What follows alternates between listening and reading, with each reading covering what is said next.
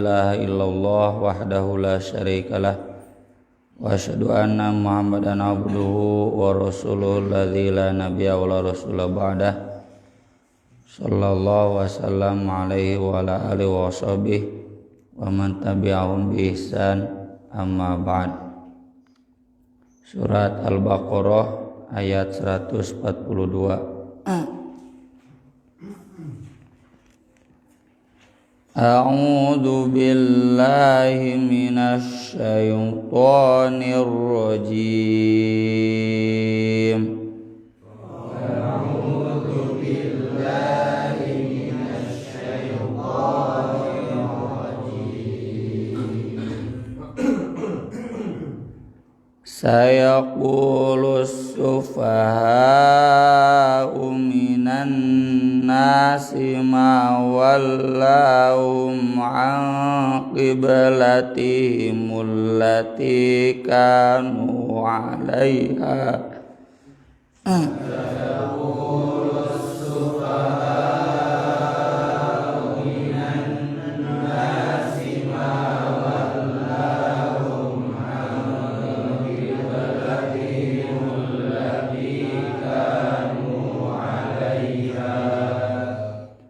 Walillahil masyriq wal maghrib.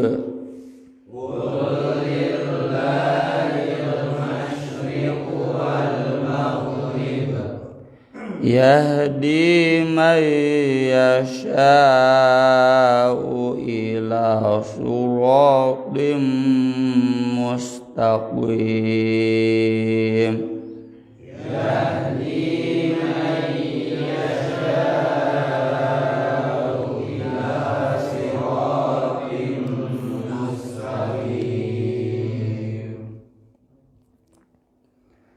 Wa kadzalika ja'alnakum ummatan wasatan litakunu syuhada'a 'alan nas.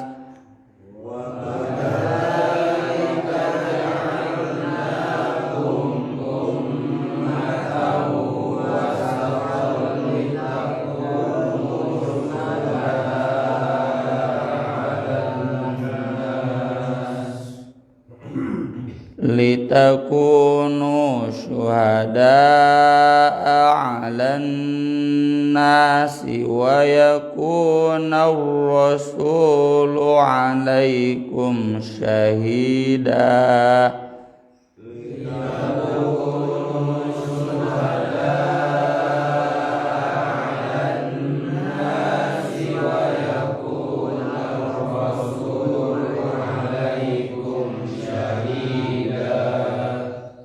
Wa ma ja'alnal qiblata allati kunta 'alaiha illa lina'lam.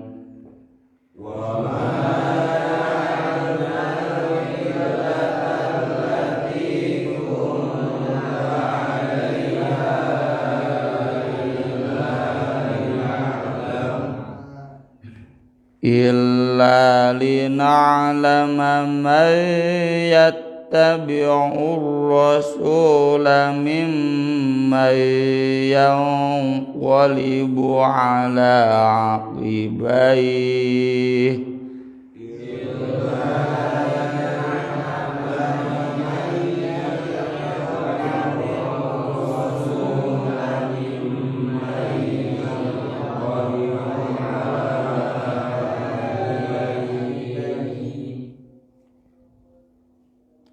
Wa in kanat lakabiratan illa 'alal ladzina hadallah.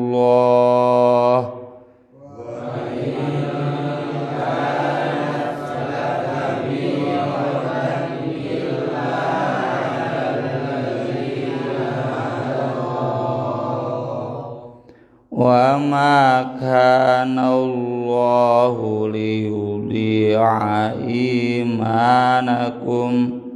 Wa ma kana Allahu liyudhi'a Innallaha bin nasi laraufur rahim.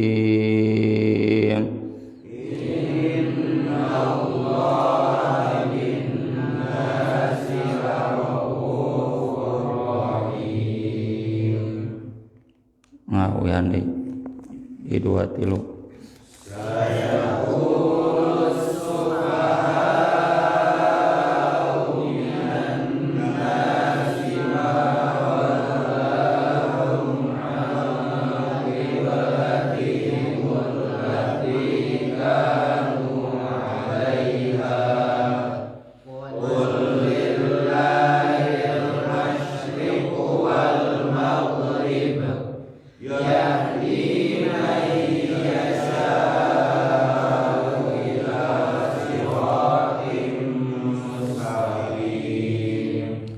Wa kadzalika ja'alnakum ummatan wasatan litakunu syuhada'a 'alan nas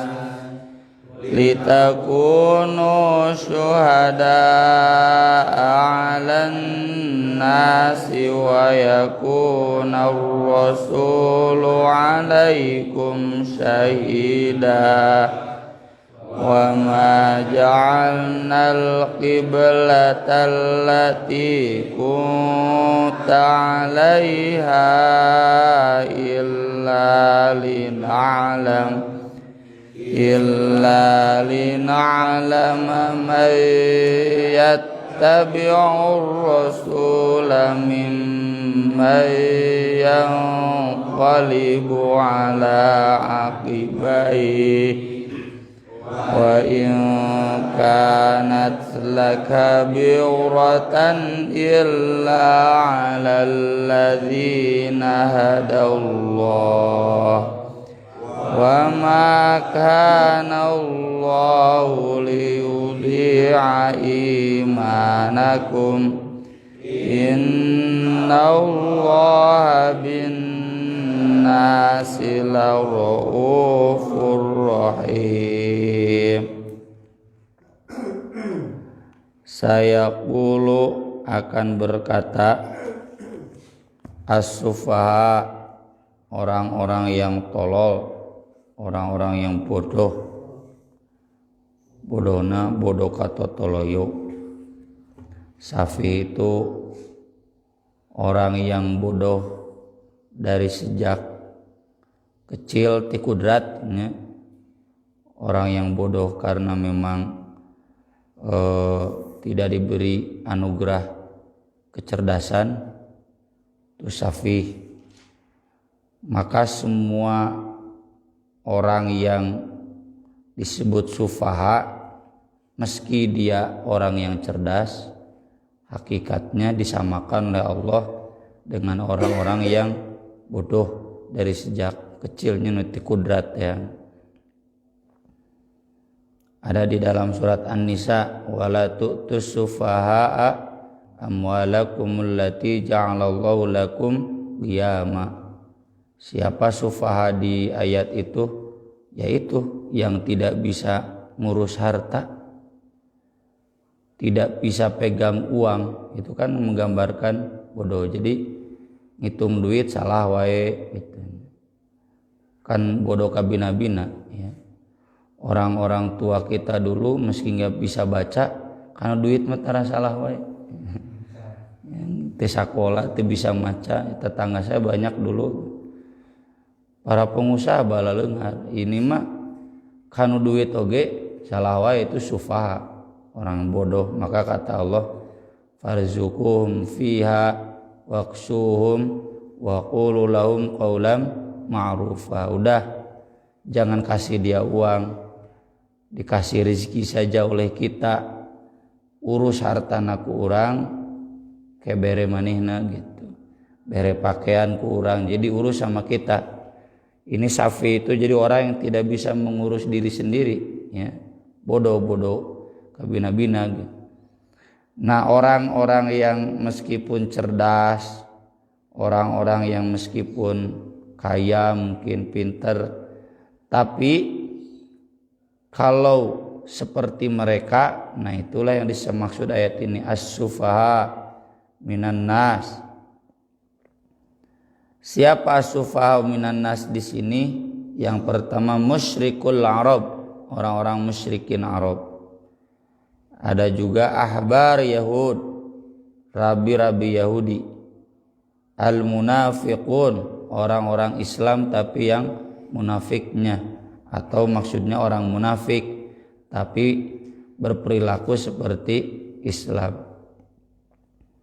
Akan di sini menunjukkan sudah tapi Nabi belum tahu. Jadi tewani ngomong ke Nabi langsung. Atau ini pemberitahuan sejak awal kepada Nabi dalam kasus peralihan kiblat ini. Nanti kalau ada banyak orang yang ngomong, ya, karena kan orang musyrikin Arab, orang Yahudi, orang munafik genjelem gitu, jadi hot issue, ya, trending topic. Nah itu kalau banyak orang yang ngomong tong aneh, meski belum pada ngomong. Itu orang-orang yang ngomong, yang protes, yang mempersoalkan adalah as-sufaha. Apa yang mereka omongkan, ma wallahum, apa yang menyebabkan berpalingnya mereka, an qiblatihim, dari kiblat mereka, allati kanu 'alaiha, yang mereka menghadap ke sana. Qul, jawablah, lillahi, milik Allah, al-masyriqu, timur, wal maghribu, barat. Yahdi may yasha, dia akan memberikan hidayah kepada yang dia kehendaki, ila suratim mustaqim, menuju jalan yang lurus. Jadi ini kan terkait peralihan kiblat. Ketika Nabi SAW di Makkah, itu sholat itu diantara dua rukun, rukun Aswad yang rukun Yamani. Nabi menghadap Ka'bah, juga menghadap Masjidil Aqsa. Kenapa Nabi menghadap Masjidil Aqsa? Karena memang sunnah atau syariat nabi-nabi sebelumnya menghadap Masjidil Aqsa. Atau dalam penjelasan Imam An-Nawawi, ya, di masa-masa Nabi di Makkah, syariat itu memang dikondisikan mirip dengan Yahudi dan Kristen. Karena Nabi SAW butuh pengakuan, ya. Jadi kalau orang musyrikin Arab protes, kenapa kamu begini? Jawabannya sederhana, di Yahudi Kristen kan juga begini.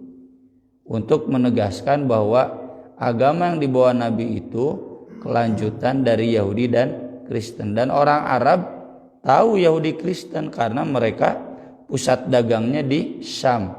Di Syam dan di Yaman. Baik Syam, Yaman itu pusat, ya, pusat ekonomi kaum Kristen. Syam itu yang sekarang Palestina, Israel mau disebut, ya, Palestina, Yordania, Suriah, itu dulu mayoritas Kristen di sana. Ya. Jadi kalau ada protes dari orang musyrikin Arab, sederhana, kan dulu juga agama Kristen begini, jadi ada kesamaan. Tapi ketika Nabi SAW pindah ke Madinah, nah kan musuh gerotnya Yahudi Kristen, ya, maka Nabi SAW pun sangat ingin bukan hanya berbeda dari musyrikin Arab, tapi juga ingin berbeda dari Yahudi dan Kristen. Tapi ketika pindah ke Madinah, permohonan keinginan Nabi itu belum dipenuhi, tetap masih diperintahkan, ya, sholatnya menghadap Masjidil Aqsa. Dulu zaman di Makkah mah babari, tinggal sholat nawe. Kalau Suriah itu ada di sebelah utara, berarti Nabi sholatnya di sebelah selatan Ka'bah. Ka'bah kasangharupan, Masjidil Aqsa juga kasangharupan. Tapi ketika di Madinah kan antara Masam dan Makkah ya. Siga ayeuna ranca ekek antara Bandung jeung Garut, ya, nggak bisa. Maka kemudian selama 16 bulan 1 tahun setengah itu Nabi tetap menghadap Masjidil Aqsa sampai kemudian turun perintah di ayat berikutnya nanti, fawalli wajhaka syatral masjidil haram, berpindahlah. Nah ketika berpindah itu wah jadi kasus genjeleng, jadi masalah, jadi bahan omongan orang-orang ramai. Orang musyrikin Arab ngomong, wah teu pararuguh agama teh enggak konsisten. Dulu menghadap Masjidil Aqsa, sekarang menghadap Masjidil Haram. Orang Yahudi juga demikian. Katanya kelanjutan Nabi Musa, kok kiblatnya ke Masjidil Haram. Orang munafik terpengaruh. Ya, sok bayangkan. Ya, contoh lah gitu. Siga urang ka presiden dulu PSBB nya, ayeuna PSBM ya, anu ngayakeun PSBB dicarekan ya. Kan kita langsung menilai ini gimana presiden inkonsisten, pan ngeunah ngomong ke nadina ILC oge ya. Wah beak lah presiden di pemerintah itu dianggap inkonsisten. Bayangkan, jadi kalau ada satu aturan belum lama kemudian diganti, wah itu kan menggambarkan. Contoh misalkan Menteri Nadiem ya bikin aturan nggak boleh ada sekolah sampai nanti beres semester minimal. Aripe kan bikin edaran, silakan yang zona hijau, yang zona biru ya mengadakan, pan langsung dulu komen tuh konsisten gitu. Geus beak lah di Makarim. Tuluy dicabut deui nya. Ya omongan deui lah gitulah jadi pusat perhatian itu, dan Nabi SAW itu jadi pusat perhatian saat itu. Maka kata Allah Subhanahu wa taala, itu orang-orang yang komplain as-sufaha, ilmu berlegug gitu ya kalau bahasa Sunda namanya. Kenapa mereka dianggap sufaha?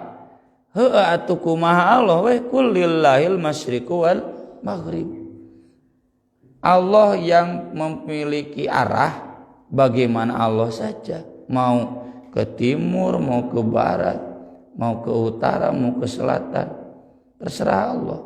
Kalau Allah memerintahkan, ya mau tidak mau, ya kemudian nurut.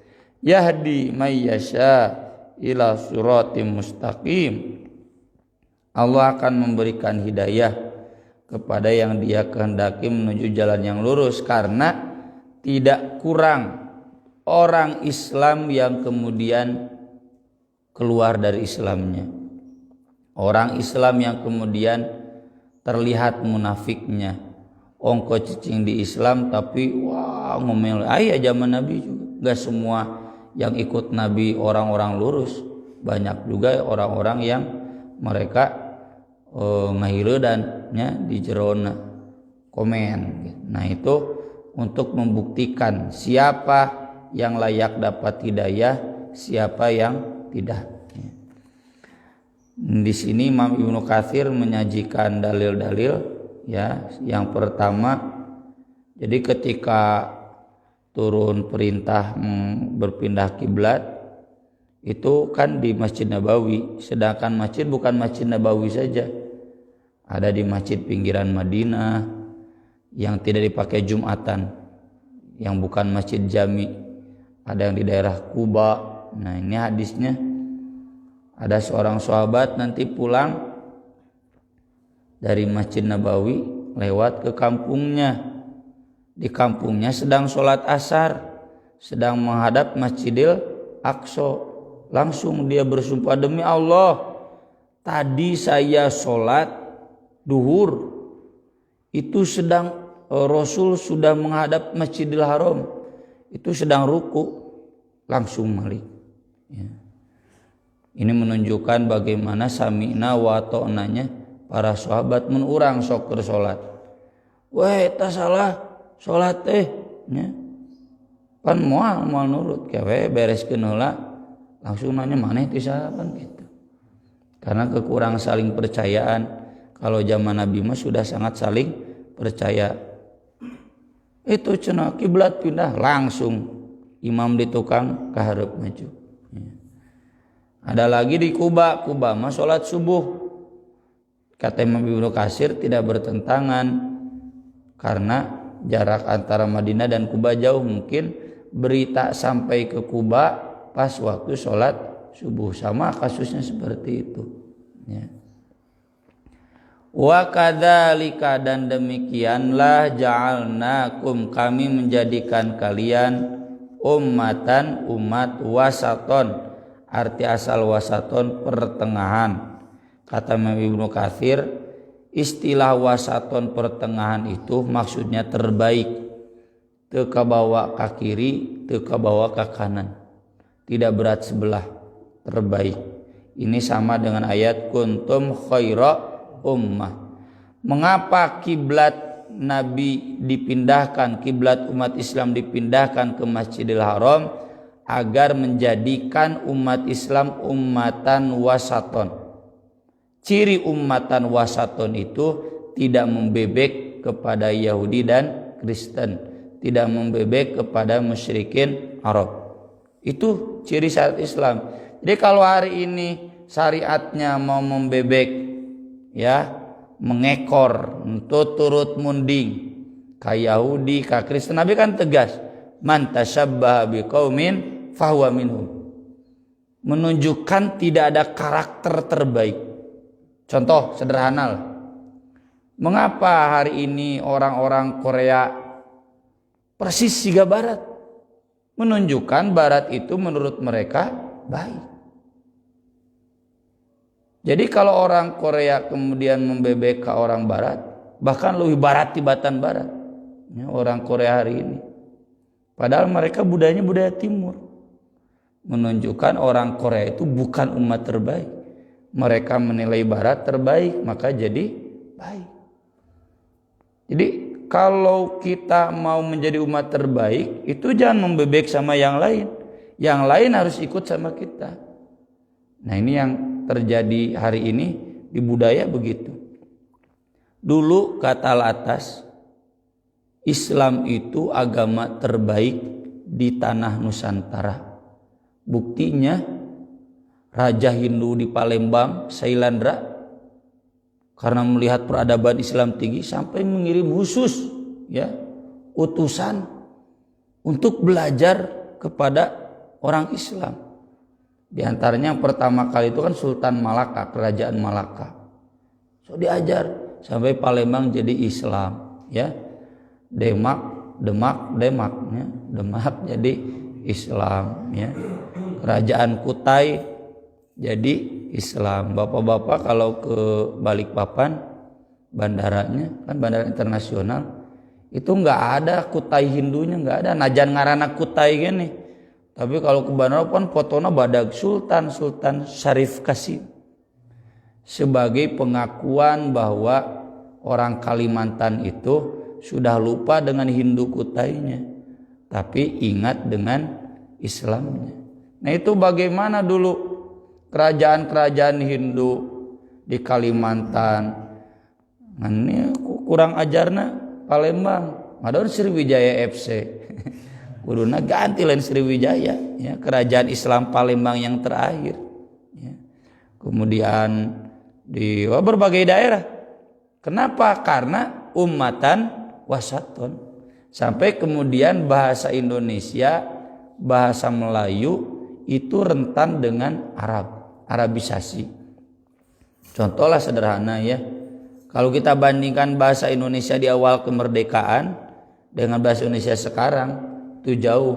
Kalau bahasa Indonesia sekarang rentan dengan Inggrisisasi, ya. Kalau bahasa Indonesia dulu Arabisasi.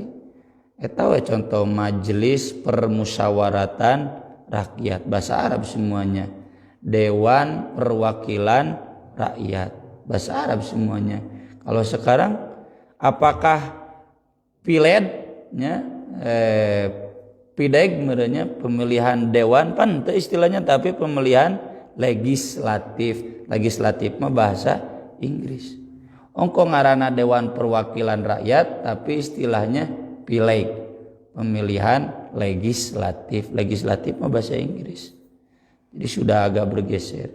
Nah itu menunjukkan Al-Quran mengamanatkan kepada umat Islam ummatan wasaton sok miner termasuk dalam bahasa. Ya.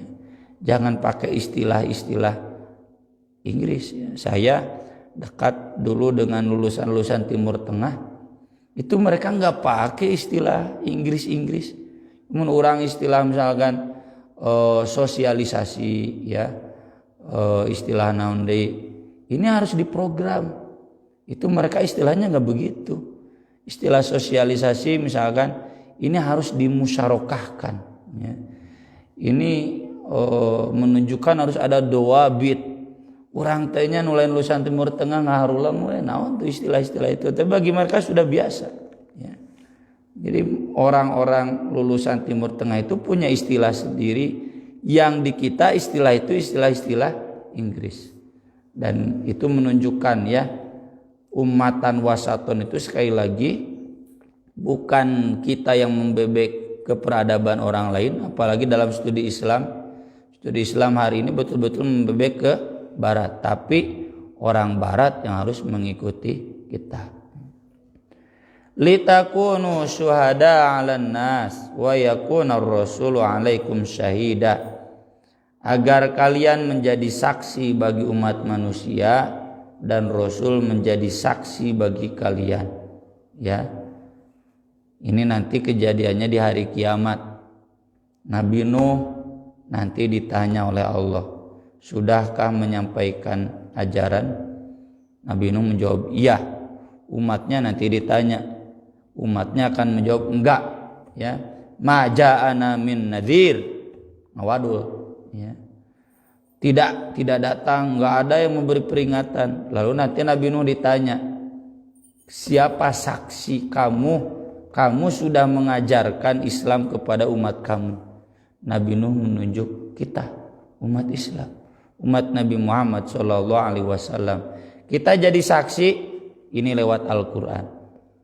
Maka kita dihadirkan dalam persidangan di Yaumul Hisab itu. Lalu kita nanti ditanya, siapa saksi kita? Ya, maka kita menunjuk Nabi. Wa yakunar rasulu 'alaikum syahida. Makanya di surat An-Nisa ketika Ibnu Mas'ud baca surat An-Nisa lalu sampai ayat fa kaifa idza ji'na min kulli ummatin bisyahid wa ji'na bika 'ala haula'i syahida. Nabi menangis. Dah cenah cukup ya, menangis. Karena apa? Karena merasa berat dengan ayat itu. Jadi nanti selamatnya Nabi, selamatnya semua umat manusia itu ada di Nabi Muhammad Sallallahu Alaihi Wasallam. Nabi nanti yang memutuskan ini bohong, ini benar Nabi. Ya. Dan itulah jadi umat yang lain bergantung kepada kita, bukan kita yang kemudian bergantung kepada umat lain. Jadi lamun umat Islam hari ini mentalnya hayang we jika orang barat, jika orang Korea, itu bukan umatan wasaton, itu umat brengsek, ya, umat busuk. Wa ma ja'alnal qiblata allati kunta 'alaiha, dan kami tidak menjadikan kiblat yang semula kamu menghadap ke sana. Jadi kenapa sih kiblat teh? Ketika Nabi pindah ke Madinah pun enggak langsung dipindahkan ke Masjidil Haram, ke Masjidil Aqsa heula. Sengaja, illa kecuali lina'lama, agar kami mengetahui. Pasti Allah sudah tahu ya. Sampai hari kiamat juga Allah sudah tahu, maksudnya untuk membuktikan may yattabi'ur rasul, siapa yang mengikuti Rasul, mimman dari orang yang qalibu berbalik ala aqibaihi atas dua tumitnya, maksudnya murtad. Jadi ketika Nabi pindah ke Madinah, Nabi ingin kiblatnya ke Makkah, itu langsung ditedunan ku Allah ngahaja agar nanti bisa ketahuan siapa yang setia Rasul dan siapa yang bohong. Kayaknya tadi kan ada banyak yang terpengaruh termasuk orang-orang munafik. Geuning bener cenah naon wadul teu pararuguin konsisten. Ya. Wa in kanat dan sungguh atau tiada lain keadaan kiblat itu la kabiratan benar-benar berat. Ini kemarin ke Masjidil Aqsa, kok sekarang ke Masjidil Haram, itu terasa berat. Illa 'alal ladzina hadallah, kecuali bagi orang-orang yang mendapatkan hidayah Allah. Nah itu yang tadi yahdi mayyasha ila siratim mustaqim. Sengaja kiblat di ke Masjidil Aqsa kan dulu selama 1 tahun setengah, baru kemudian di ke Masjidil Haram kan untuk memberikan hidayah kepada yang pantas diberi hidayah. Jadi ketahuan orang-orang munafik kan ketika Nabi datang ke Madinah menang, disambut oleh mayoritas penduduk Madinah. Ini banyak orang-orang yang masuk Islam kapaksa. Nah dengan pindah kiblat itu ketahuan ya siapa yang kemudian murtad. Wa makana Allahu liyudi'a imanakum, dan Allah tidak mungkin menyia-nyiakan keimanan kalian. Ini terkait pertanyaan sahabat, bagaimana sahabat yang sudah wafat tapi sholatnya menghadap Masjidil Aqsa atau cenah batal, tidak akan diterima. Maka turun ayat ini, wa makana Allahu liyudi'a imanakum. Iman di sini kata Imam Bukhari solatakum, yaitu solat kalian. Solat yang sudah menghadap Masjidil Aqsa tetap dicatat pahalanya. Jadi ketika ada syariat baru itu tidak serta-merta menggugurkan amal yang diamalkan berdasarkan syariat yang lama. Innallaha binnas, sesungguhnya Allah kepada manusia la raufun, benar-benar maha penyayang, rahim, dan maha penyayang. Ya ini betul-betul sangat penyayang sampai disebutkan dua-duanya. Aqulu qouli hadza wa astaghfirullah li wa lakum, subhanakallahumma bihamdik asyhadu an la ilaha illa anta astaghfiruka wa atubu ilaik. Wassalatu wassalamu ala rasulina al-karim. Wassalamualaikum warahmatullahi wabarakatuh.